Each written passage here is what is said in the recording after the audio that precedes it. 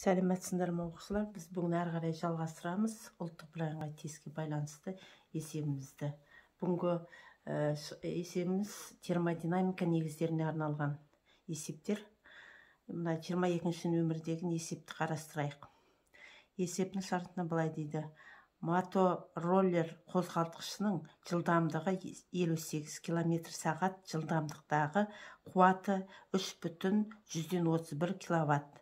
Қозғалтқыштың пайдалы әсер коэффициенті 20%. Егер мотороллердің бензобагында 3,2 литр бензин болса, онда жүрілген жол қалай табылады дейді. Бұл жерде отынның жану жылуы берілген бензиндікі 46 көбейту 6 дәрежесі джоуль бөлінген килограмм. Одан кейін тығыздығы берілген бензиннің 710 килограмм бөлінген метр куб. Енді бұл есепті шығару үшін есептің шартын жазып алайық. Жылдамдығы 58 км бөлінген сағат. Қуаты 3,131 кВт. Пайдалы әсер коэффициенті 20%. Көлемі 3,2 литр. Отынның жану жылуы тең 46,6 дәрежесі джоуль бөлінген килограмм. Тығыздығы 710 килограмм бөлінген метр куб.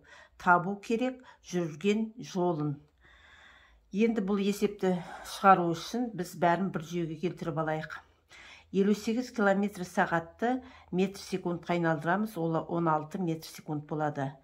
Киловатты айналдырамыз, ол 3,131 көбейту 3 дәрежесі ваттқа тең болады.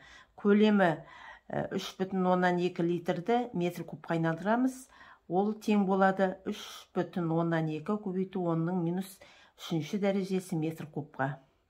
Енді бұл есепті шығару үшін біз пайдалы әсер коэффициентінің формуласын жазамыз. Пайдалы әсер коэффициентінің формуласы А. Пайдалы жұмысты толық жұмысқа бөлеміз. Пайдалы жұмысты тауып алайық, ол мынандай формуламен анықтауға болады. F көбейту S. Ал толық жұмысты отынның жануы көбейту массасы деген формула бар. Осы екі формуланы қолданамыз. Ал енді одан басқа тағы мынандай бізге формула керек.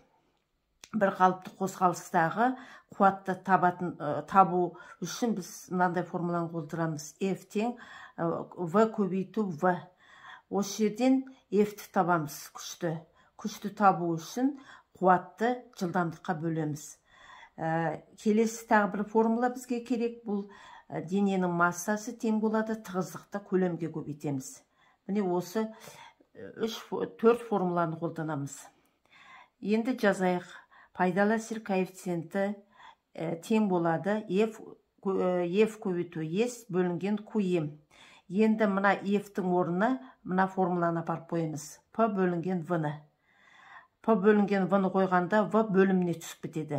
Енді мына жердегі массаның орнына біз көлемді тығыздыққа көбейттік қой. Осы формуланы апарып біз мына массаның орнына қоямыз. Сонда P S бөлінген V көбейту Q көбейту V көбейту ρ. Енді осы жерден жүрілген жолды табу алуға болады. Оны табу үшін S тең болады пайдалы әсер коэффициентті отынның жану жылуына көбейтеміз, тығыздыққа, көлемге, жылдамдыққа бөлеміз, қуатқа. Енді жүрілген жолды табайық. Ол үшін біз жаңағы сан мәнін бәрін қойып шығамыз. Сан мәнін қойып шыққан кезде 101,038 метрге тең болады. Оны километрге айналдырғанда, жуықтап алғанда 100 километр шығады. Міне жауабында ол не бар. В тең болады, А тең болады, жуықтап алған. Қазір міне жерде көрейік. А келмейді, В келмейді. С міне жауабында тұр. С тең жуықтап алғанда 100 километр. Міне осылай шығарып алуға болады. Тыңдағандарыңызға көп рахмет.